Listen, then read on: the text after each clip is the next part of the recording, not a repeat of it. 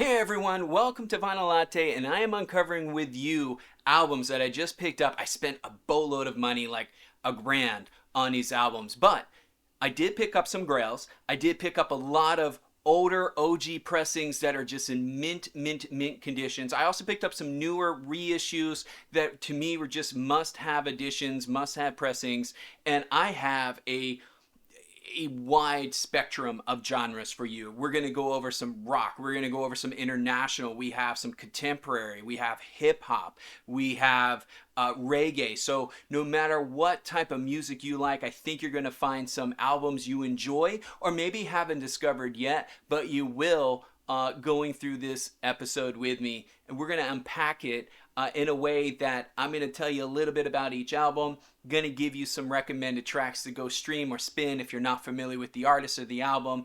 And then I will also conclude this episode with one album I think every record collector should have. No matter your taste in music, it's just such a classic piece that I think you should have in your collection. I'm going to save that one for last. But we are going to dive in with what I feel is a classic, one of the best albums, probably in the top 500 here for me, which is Funkadelic's One Nation Under the Groove. This album was released in 1978 and is considered a pivotal release in the funk genre, really bringing that funk music to the mainstream audience. And the title track was inspired by George Clinton's vision of creating a united community through dance and funk music. So the tracks here that you would want to give this a spin with is you have the One Nation Under a Groove, gotta give that one a spin. Groove Allegiance is also one that I would totally play. And then Who Says Funk Band Can't Play Rock, right? So those three tracks are the ones that I would give a first spin if you're not familiar with this particular record. Now, this pressing is what I was really excited for. It's a 1978 US pressing. You can see it's mint. It comes with the LP. It comes with that bonus 7-inch EP. It is a gatefold, and it is beautiful. This is a beautiful example. The LP itself looks like it's never been played. I feel like this album was purchased, cherished in somebody's collection, and ultimately let go for whatever reason. And I'm just super stoked to be able to add this to my collection. I'm going to love it and cherish it for the rest of my life, I hope. Another kind of grail for me that is a really rare record. They only pressed like 1,000 of these records, and that is Raveena Aurora's Shanti. And if you're not familiar, she is an Indian American artist. She released this EP in 2008, and it showcases her blend of soulful R&B with elements of her South Asian heritage. And the album's title, Shanti, is, if you translate it in Sanskrit, means peace, and I think it really represents the album itself, kind of the smoothing and healing nature of music. It was what she was trying to go for, and I think it highlights it perfectly. The tracks here that I would give a spin, ironically, are also the first two tracks. They're the Sweet Time and If Only. Beautiful voices there. I think if you give those two tracks and you're not familiar with Raveena, you're going to fall in love. Super happy to get this ultra rare. They've only ever pressed it once, only like 1,000 or 1,006 copies. Comes on a purple vinyl. It is gorgeous. This is a super minty, rare record that I'm super happy to have. It was released by House Music, 2018 US pressing. Now, if you're new to the channel, then I will highlight, and people that are familiar with the channel will back me up here. I love reggae, and I love Bob Marley. You can even see my little plaque of Bob Marley up above my head. I'm a big Bob Marley fan, so I was super stoked to get this Jamaican Storm. This is a compilation album released in 1982 featuring various tracks from the legendary reggae band.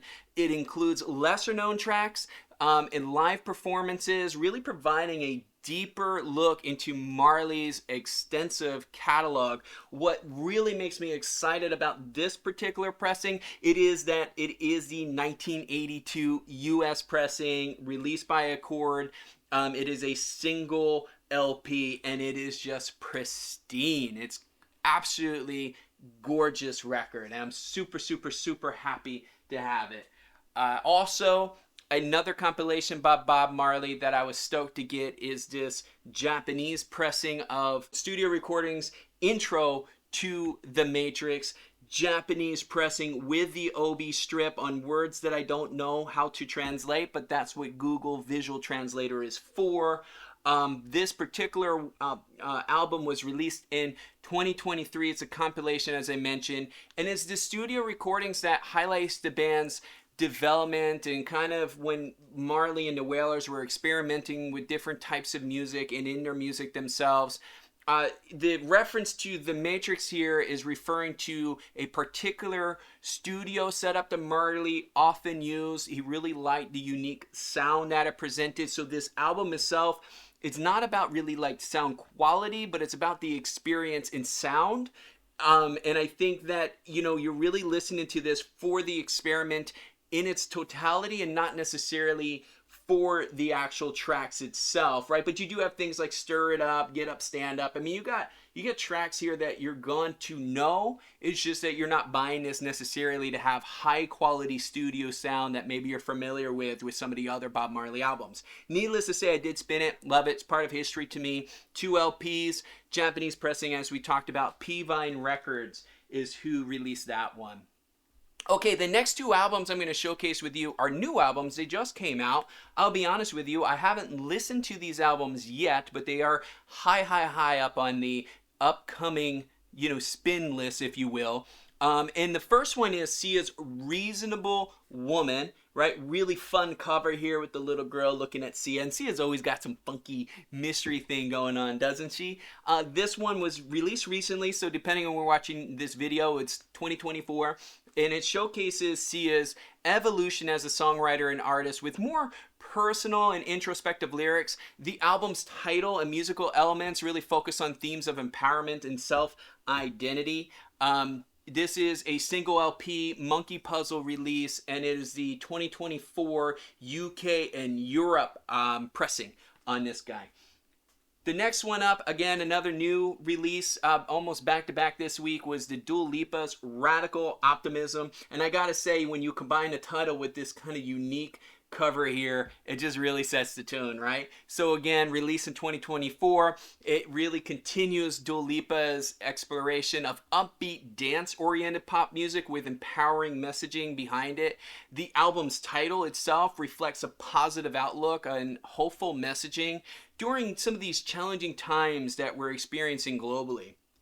I think some of the songs here that at least that are raving online is The Training Season and Houdini. They're the 2 that I would give a spin for. I haven't listened to those 2 particular songs on this album yet, but I have streamed them, and I would recommend those 2 particular ones. This is a red vinyl single LP, Warner Records 2024 Euro release.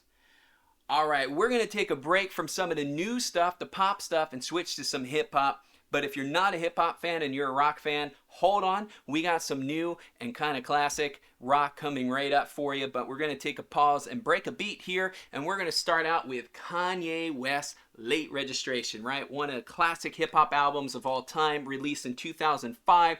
And this was, honestly, it was a critical and commercial hit. This album features extensive use of string orchestras in collaboration with film scorer John Brian, right? Film scorer John Bryan. Sorry, information gets jumbled up here sometimes, especially when we're doing this so quickly. And that was honestly using a film score and a hip hop record was somewhat unusual in hip hop at the time. Now, the tracks here that you would want to give a spin with is absolutely, you would want to give things like Gold Digger a spin. I would say Touch the Sky is also another great track on here. And, I would say if I pick one more, I would say Heard 'Em Say. I think they're the 3 tracks from this album that I would give a spin if you're not familiar. This particular one is 2 LPs, Rockefeller Records, 2018, Europress, minty. Super happy to add that to the collection. Listen to it, sounds great. Super dynamic, lots of great low end, really crisp throughout, no sibilants. And enjoyed the pressing tremendously. I highly recommend that particular pressing. Keeping with the Kanye West, we also got the College Dropout. This is the debut album from 2004, and this broke the mold of typical hip-hop by addressing themes of faith, family, and personal struggles. It's got bangers on here. You got Jesus Walks, All Falls Down, Through the Wire. This particular pressing is 2 LPs. It is a reissue from 2022. It's Rockefeller Records. It's the US pressing. And I will tell you, while this doesn't seem to have that great a marks on Discogs, I think it's like in the high 80s, I had no problems playing it. There's no comments of why that one's not in the high 90s, mid to high 90s. I thought it sounded fantastic. Again, it really sounded like the previous album.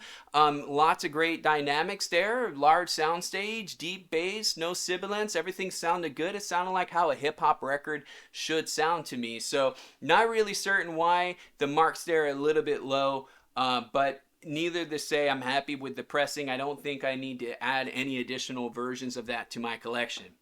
Got about 2 to 3 more hip-hop records before we get to wrap, so hang in there. We are going to do an RSD Black Friday, and that is the Illa J Yancey Boys instrumental. And if you're not familiar, Illa J is the younger brother of the legendary producer J Dilla. J Dilla, all-time great in hip-hop.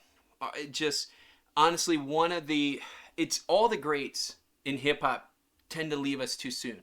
You know, you got Pac, Biggie, Dilla. There's so many other ones we can talk about. Dilla was definitely one that we're still uncovering music and beats of his, which is amazing that he left these gifts for us to enjoy. And I'm just happy that we get a chance to actually listen to music after he is gone, to be able to continue his legacy in a positive light. This album features instrumentals produced by Dilla during his lifetime. It is on 2 LPs. It is an RSD release by Delicious Vinyl, 2022 US pressing. Happy to have that added to the collection. And same with this one. This is DMX Great Depression. This was released in 2001. And what's cool about this album really reflects DMX's introspective and complex lyrical themes during what was considered a very challenging period in his life. This album debuted #1 on the Billboard 200 list, marking DMX's 4th consecutive album to do so. Whew, good job there. Some of the cool hits here that we would want to listen to. Yeah, how about Who We Be and We Right Here? They're the 2 tracks that I would recommend on this particular pressing. If you're not familiar with the album, this is a 2015 Def Jam's US 2 LPs. Does come in a gatefold. Really, really cool album to have.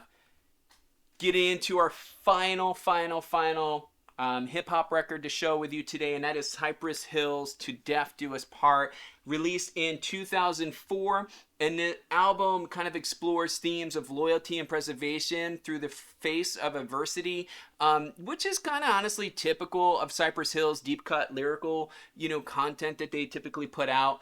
This album does mix reggae and Latin influences into the traditional hip-hop sound, showcasing the group's versatility.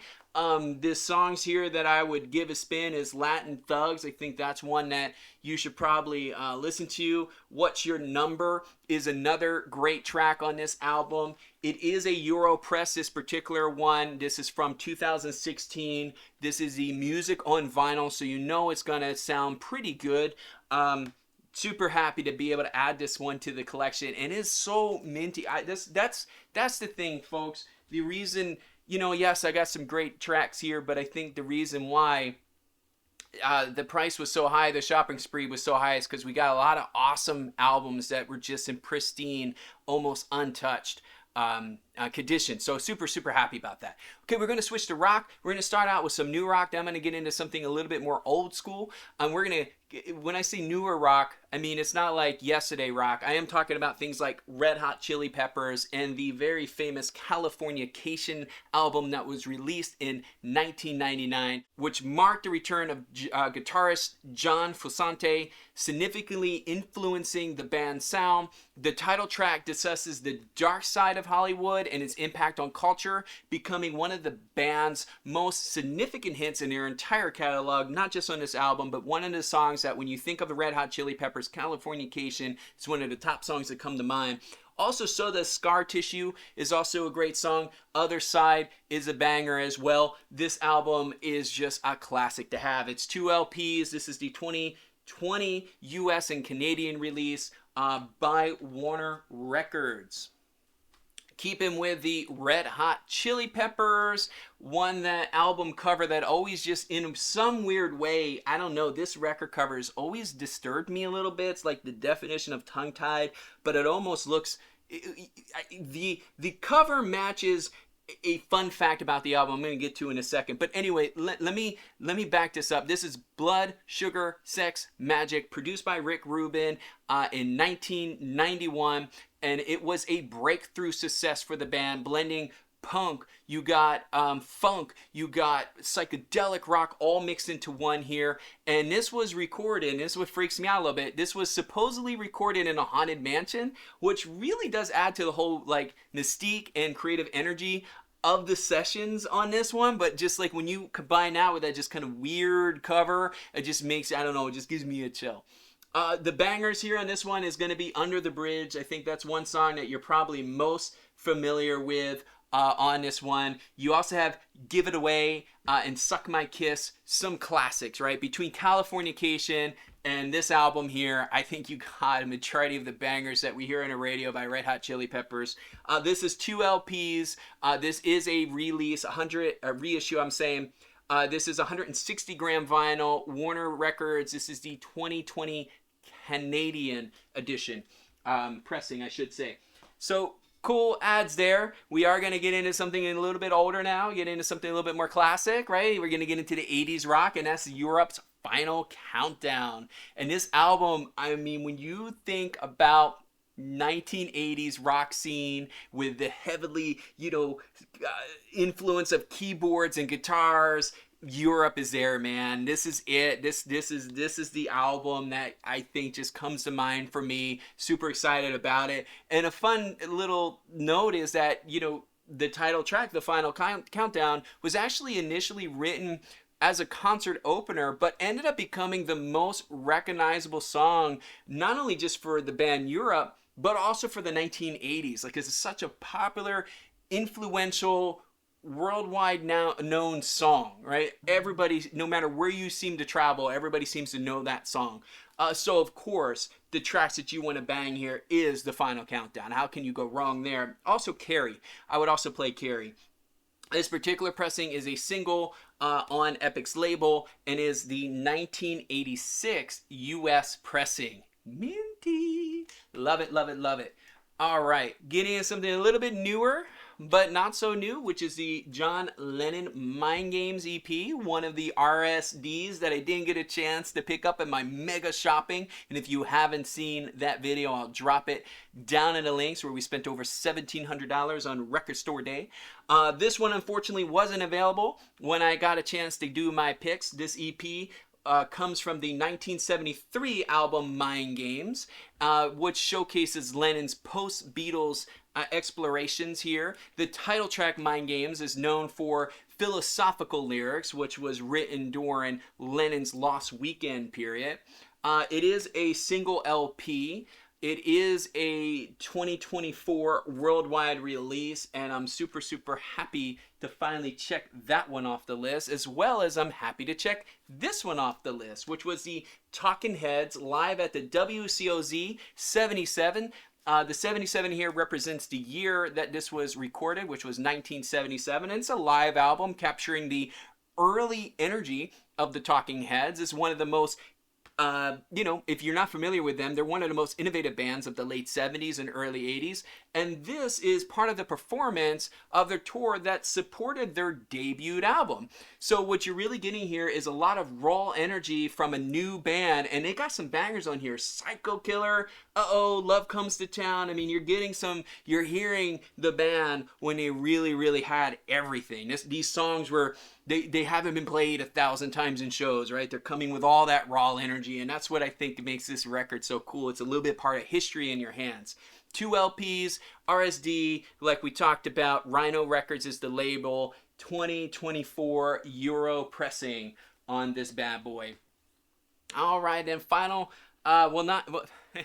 it is an RSD, but it's not the final one. I got one more RSD coming up, but one that was missed in the original grab, which is the Richard O'Brien's Rocky Horror Picture Show. This is the original demo tape recordings, so this is the music before it became the official music of the cult classic Rocky Horror Picture Show, and I think that's what's so cool about this. You get to see that early development stages of this soundtrack that accompanies the album. You got some title tracks here that just don't mesh with the official soundtrack of it. Things have changed, if you will, and that's also another, you're seeing some history here, right? We talked about that with the Marley album, with the Talking Heads album, with the Rocky Horror Picture Show album here. These are like little boxes of history, so it's not necessarily sometimes always about the sound quality. Sometimes it's about just having a part of history in your hands, and that's what you get with some of these records, right? So this is Medical Records label 2024 worldwide RSD, one that was on the list that I missed that now is checked off. I think there's only one more album that was on my RSD list that I haven't had a chance to grab yet. Maybe one day I'll get lucky and I'll grab it. I do have another kind of rock, if you want to call it rock, it's really more contemporary album that is an RSD, and that's John Legend's Once Again. This was originally released in 2006 and is his second studio album, and you can notice what's significant in this album. You can notice his music kind of matured over his debut album. And I think the general public really agreed this was a multiple Grammy Award winner, really cementing John's, status as a key figure in contemporary soul music. You got some great tracks here. The two back-to-back on side A, Save Room and Heaven, are two that are just must-spins. You likely already heard those songs, even though maybe you're not familiar. This is on gold vinyl, 2 LPs, Legacy, and it's the 2021 US and Canadian pressing. All right, we're going to go ahead and get into a couple internationals, and I'm going to share with you one record that I think every record collector needs to have in their collection. I will just take a moment to say, if you're enjoying this video, if you like discovering these albums with me and getting to see what I pick up, interact with me. I love the community. Drop me some comments below. Tell me what your favorite albums are. Tell me if you think there's other pressings you think are better. I love to have a chat with you. And of course, I hope that you follow along and we get to become friends over time. A little bit international now. You might not know this one, but I think it's something to at least consider, and that's Milva International. This is a 1980 comp which features the Italian singer Milva performing songs in multiple languages. And when you think about that, that really showcases an artist's versatility, but also their vocal ability to be able to sing in multiple different languages. If you're not familiar with Milva, she was known for a dramatic style of one of the first singers that really brought, Italian music to the international stage in the post-war era. So really, really cool to be able to have this particular one. This is on Metronome label, and this particular pressing is the 1980 Germany pressing. And if you look at this, look, excellent condition. What was it, $7? Yeah, $7. Excellent condition. Somebody who's, the record's in excellent condition. The cover is arguably VG plus, right? It's got a little bit of ring wear, a little bit of here, but it looks like the record was never played. Super, super happy to have this on the collection, and for $7 to have Milva, who is so significant in history, especially international music, is something cool about that. And I think us sometimes sitting here in America, we only think about the bands that we're exposed to, and we forget that overseas, we have our great music and great hits and great artists, but we sometimes just block out, or we just don't know. It's not selective ignorance, it's just that we just are not aware of some amazing bands and groups that are overseas. And I like to try to, tap into that as much as I can. And this next album is an example of that. This is Tatiana. This is Un Lobo en la Noche.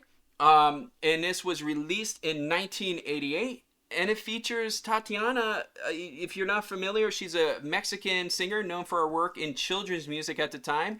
But this particular album, you know, she was exploring more adult themes, and it includes a mix of pop and dance, really showcasing a completely different side of her musical talent. And you got some popular tracks here. The title track, Un Lobo en la Noche, is one of them. The other one is Peligro in la Elevator, Danger in the Elevator, I believe that translates to. They're the two tracks that I would give a spin. Looks like they're both on side A, 1 and 2, so real easy to click on a streaming, just play the two tracks, get yourself familiar with some international artists, expand that music collection. This one is a single LP, 1988 US pressing, super, super, super clean.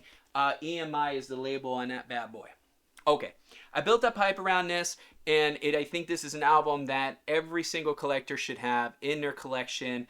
It's one of those albums that your collection is just not complete unless you have this particular album. And I will tell you, this artist, she left us too early in this world, and rather recently. So being able to continue to add her to the catalog, especially variants and stuff, is to me something that just, I don't know, it just, sometimes when an artist passes, you start rediscovering the music and you think to yourself, like, why haven't I had a really good pressing of that for a long time? Or why haven't I listened to that album a long time? And this is an example of that for me. And that's Tina Turner's Private Dancer. This is the album I've been raving about. This is a 1984 Private Dancer, really kind of marked Tina Turner's resurgence as a solo artist. You have the title track, which really reflects her personal and professional comeback, with the album going multi-platinum worldwide, and it's got bangers on it. You got What Love Got to Do with It, Private Dancer, Better Be Good to Me. Just such an awesome album to be able to have in one's collection. This particular pressing is the club mix, I believe, from Capitol Records, 1984 US edition. Super, super, super clean. Record looks flawless, so really happy to have that as part of the collection. Well, folks, that's it. I hope that you enjoyed, tagging along with me as I explore some of the albums with you, share with you some of the albums that I picked up. I hope that you enjoyed the video and you grab a cup of coffee and play the next video. I'll see you there.